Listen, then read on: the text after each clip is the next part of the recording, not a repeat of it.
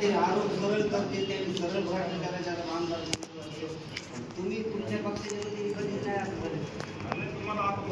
आमच्याकडे आलेच नाही ना तुम्ही आता म्हणतात की सुज्ञान नागरिक म्हणून या ठिकाणी वावरतात, परंतु सुज्ञान एक विरोधक म्हणून आपण काय भूमिका घेतलेली या अगोदर? ज्या वेळोवेळी तक्रारी केल्या, नगरपालिकेसमोर आम्ही उपोषण केले, ते तुम्ही आता असं म्हणल्यावर तुम्ही काय म्हणता? आलं नाही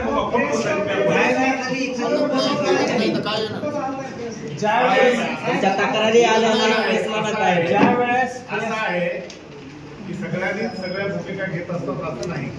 आम्ही आमदार सोळंके सोबत असताना सुद्धा त्यांच्या विरोधी भूमिका वेळोवेळी घेतलेली आहे, विकासाच्या संदर्भामध्ये आणि भ्रष्टाचाराच्या संदर्भामध्ये.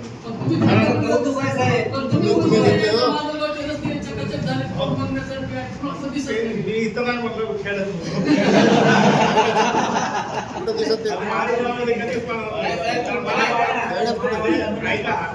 प्रकाश सोळंके इतका भ्रष्टाचारी नेता भारत देशात सुद्धा शोधून माहिती म्हणजे दुर्बीण मध्ये शोधून सुद्धा इतका भ्रष्टाचारी नेता सापडणार नाही. आणि मी सोबत होतो त्यावेळेलाही तुम्हाला सांगत होतो आणि आताही मी सांगतोय की प्रकाश सोळंकेला दुर्बीण मधून पाहून सुद्धा दुसरा नेता सापडणार नाही प्रकाशदादा सोळंके इतका भ्रष्टाचारी आणि दादागिरी करणारा, लोक गुंड पाळणारा, गुंड ठेवून लोकांवरती हल्ले करणारा प्रकाश सोळंके इतका दुसरा दिसणार नाही. आणि त्याची मी कालही सांगितलंय, जर येत्या 2 दिवसामध्ये जर त्यांनी मला आव्हान केलं की दाखवा, तर जो मुख्य आरोपी आहे, जे मुख्य आरोपी आहेत, शेजूला मारणारे मुख्य आरोपी आहेत किंवा माजलगावमध्ये झालेल्या हल्ल्यामधले मुख्य आरोपी आहेत, हे सगळे मुख्य आरोपी सांगतील की प्रकाश सोळंकेनेच आम्हाला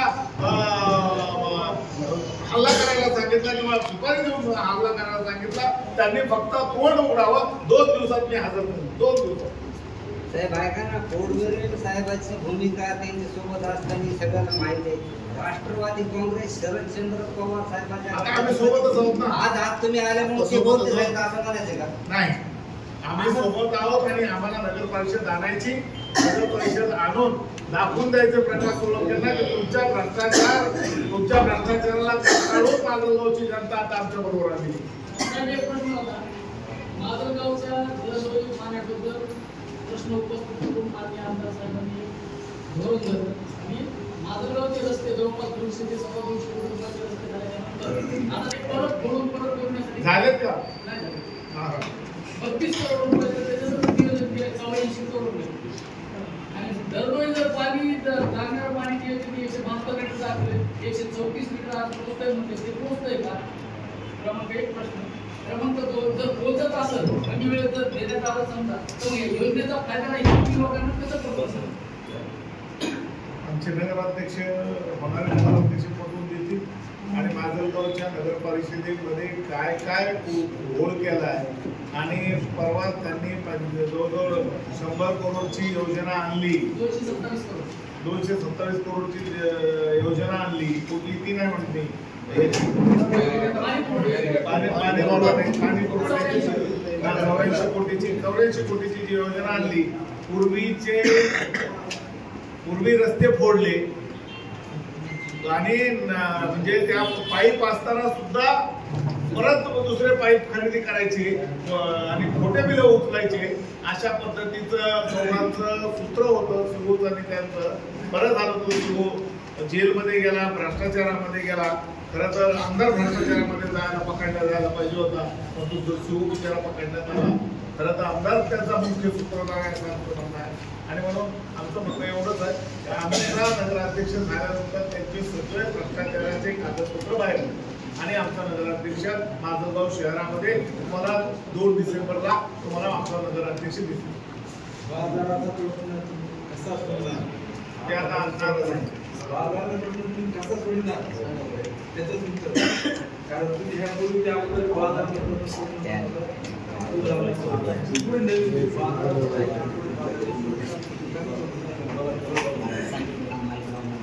वस्तुस्थिती अशी आहे, बाजाराचा प्रश्न मार्गी लागला.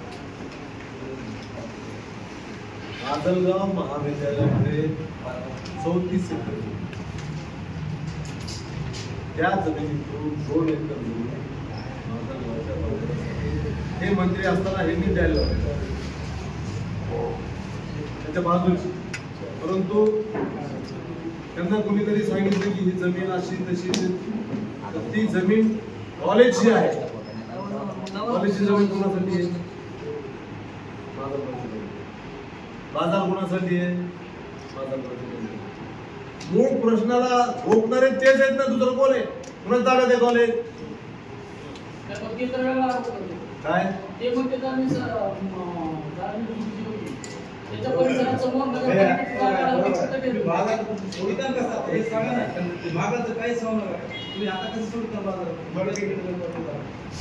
शासनाने आम्हाला जागा दिली तर ठीक आहे, आम्ही विकत घेऊ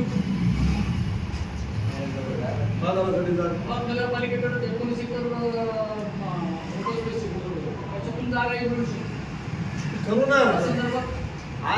आज जर मी बोललो तर अतिशोक्ती वाटेल त्याची, अतिशोक्ती वाटेल ना. किती जागा आहे, कुठं आहे, काय आहे. परंतु आपल्या आता नदीकाठी आपण त्यावेळेस बाजा ऊस देणे गेले काही, परंतु लोकांचा थोडा आक्षेप आला. एक बाजू होते बाया माणसं कसे जातील, म्हणून आपण तो विषय थोडासा बांधून ठेवला. आज नगरपालिकेची परिस्थिती दिसायला खलास आहे, कारण त्यांनी त्याला खलास करून ठेवलेलं. परंतु नगरपालिकेचं उत्पन्न एवढं व्यवस्थित आहे, आपल्या ओन फंडातून सुद्धा आपण ती जमीन घेऊन बाजार भरू शकतो.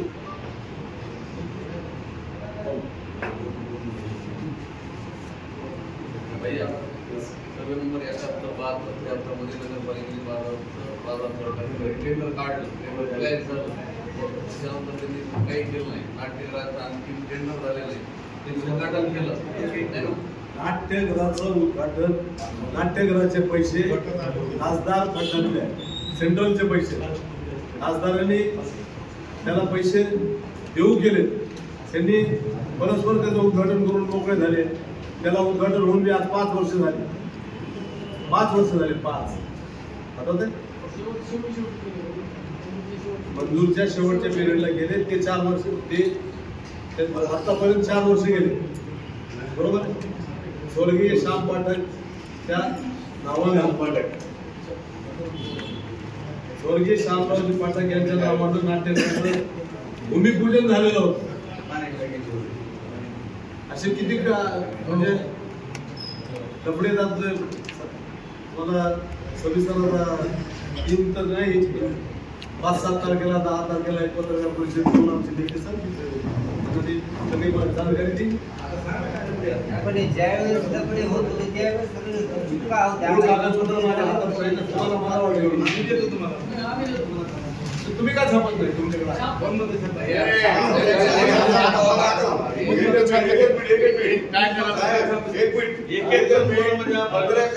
पत्रकारांनी विचारले की प्रकाश सोळंकीने 10 वर्ष 15 वर्ष फक्त भ्रष्टाचार काहीच केलं नाही. विरोधी पक्षाने काय केलं यांचं म्हणणंच तुम्ही मोर्चे काय देत का, निवेदन दिलंय का, त्याचा आवाज बोललाय का, आमची ओरडच नाही ना. याचं उत्तर तुम्ही काय मोर्चे काय आणि माझ्या काळात 3 दिवसात कटाक्षानं दिलं. तुम्हाला चांगलं माहिती, लोक पाणी घेऊ थकले होती, लई लवकर पाणी यायचं. आपल्याकडे सवय होती की 8 दिवसाला 7 दिवसाला 5 दिवसाला पाणी यायची. परंतु यांच्या मिसमॅनेजमेंट, त्यांना लोकांच्या प्रश्नाकडे ध्यान देण्याची गरज नाही. फक्त माल कुठं सापडतो, विकासाच्या नावाखाली माल कसा आळपायचा एवढंच माहिती. आमचा मुद्दा ना, तुम्ही काय केलं?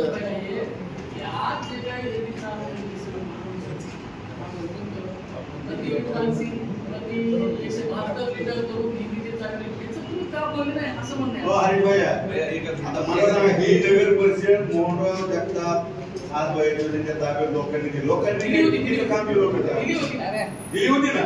मग ऐका, मग प्रकाश दादा सोळंकी यांनी तहसीलनं ताब्यात घेतली. मग त्यावेळेस नगरसेवक यांचीच होते ना. त्याच्या शहरांनी 3,000ची लीड ह्याला दिलेली हो. बरका लोकसभेला. सोडून विरोध म्हणून विधानसभेला. त्याच्यानंतर मी ह्यांनी काय केलेलं नाही. मी प्रश्न विचारला किंवा राष्ट्रवादी काँग्रेस पार्टी शरदचंद्रजी पवार पक्षाच्या नेत्यांनी नगरपालिकेच्या विरोधात काय केलं?